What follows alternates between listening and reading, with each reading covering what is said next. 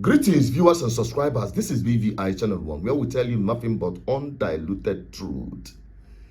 In the heart, in the voice, and in the mind of well-meaning Nigerians, screaming justice for Justice Crack.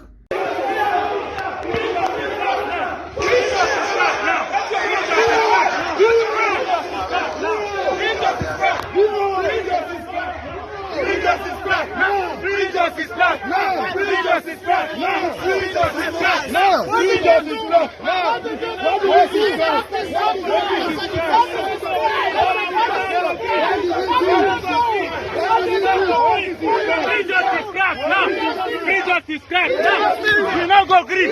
We now go green. Free justice crack. We now go green. Free justice crack. Free justice crack. Free justice crack.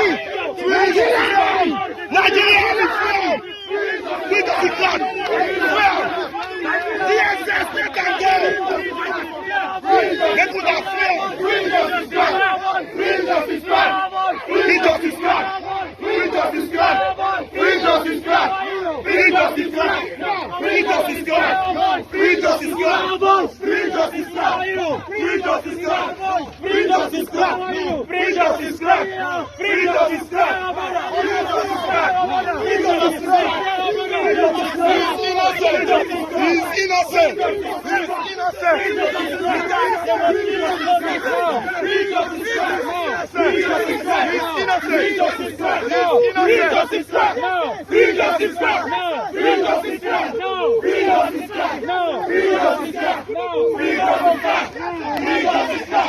The new and the latest victim of state-sponsored criminal justice system, according to Farotimi, who wrote the book.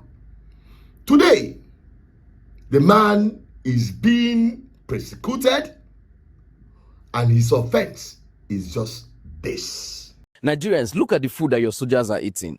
I uploaded a video few hours ago. It never even reached 1 hour. A military personnel sent me this picture.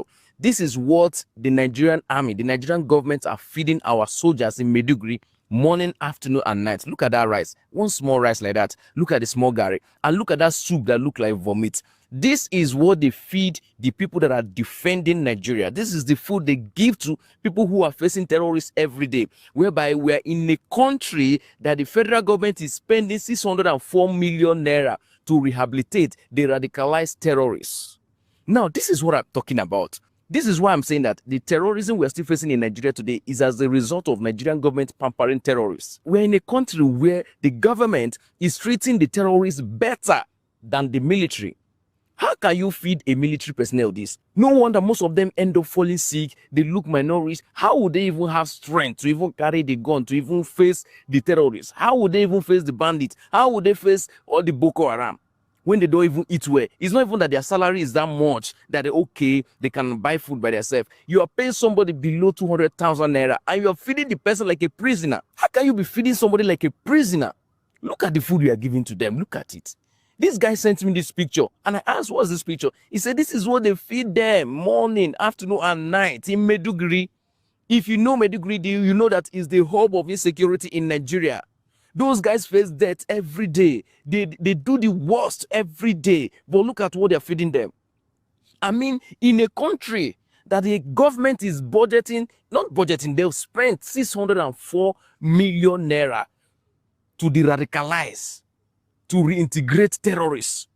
Where did they pamper terrorists? But the people that are defending our borders, the people who are defending our citizens, the people who are defending the country, they know they treat them well. Look at it yourself.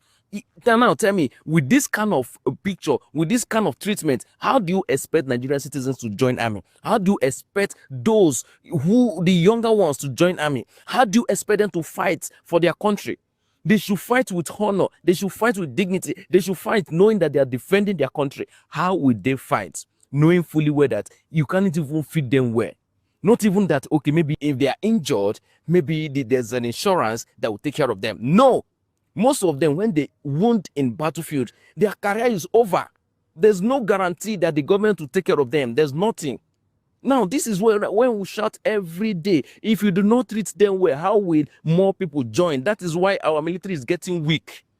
When you prioritize terrorism, you prioritize terrorists over the soldiers, over the military, guess what? Terrorism will always exist. And that's just it. That is all he said. The exposition he made for the Nigerian soldiers who are on the front line, risking their lives, putting their lives on the line to fight and defend the territorial integrity, as they call it, of this crime against humanity and failed experiment by British colonial contraption called Nigeria. Yes, I can make bold to say that, because Nigeria have not proven otherwise to work for the people.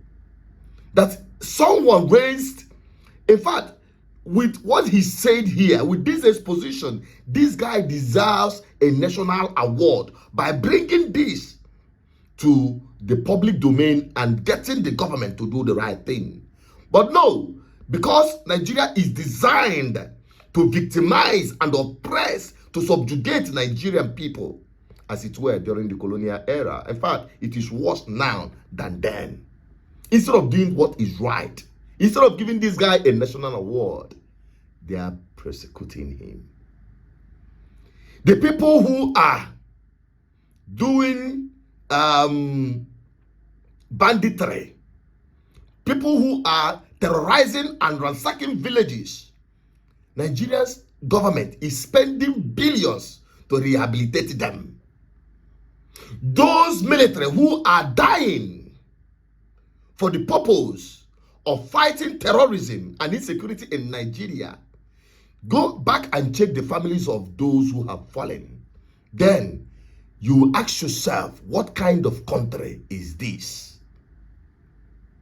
Then giving nothing, then treated well those who sustained life-threatening injuries, who bear the mark of war. How are they treated? But no, those so-called repentant terrorists, Nigerian government spends billions of taxpayers' money to rehabilitate them.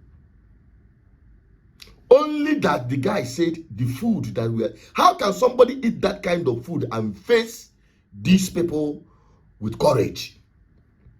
That's why those who say that the terrorists are more motivated than the Nigerian military, they are not making any mistake. It's not an exaggeration. It is the truth. That is why he's being persecuted. That's why he's being persecuted. So tell me, Nigerians, what hope do you have? If such man can be put into this kind of trial, being dragged like a common criminal, what hope do you have in this government? For speaking up, for exposing this impunity happening. Well, I just say, let me update Nigerians.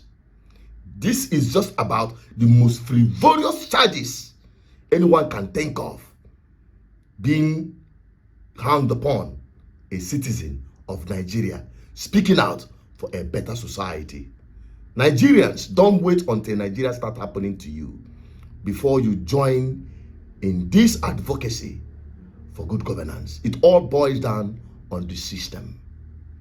I believe those who are eating and embezzling the funds provided for the Nigerian soldiers who are at the war front, they are not happy with that exposition. And they use the DSS, the police, and the army, and the hierarchies to intimidate Nigerians who speak the truth. Well, I leave that to every one of us.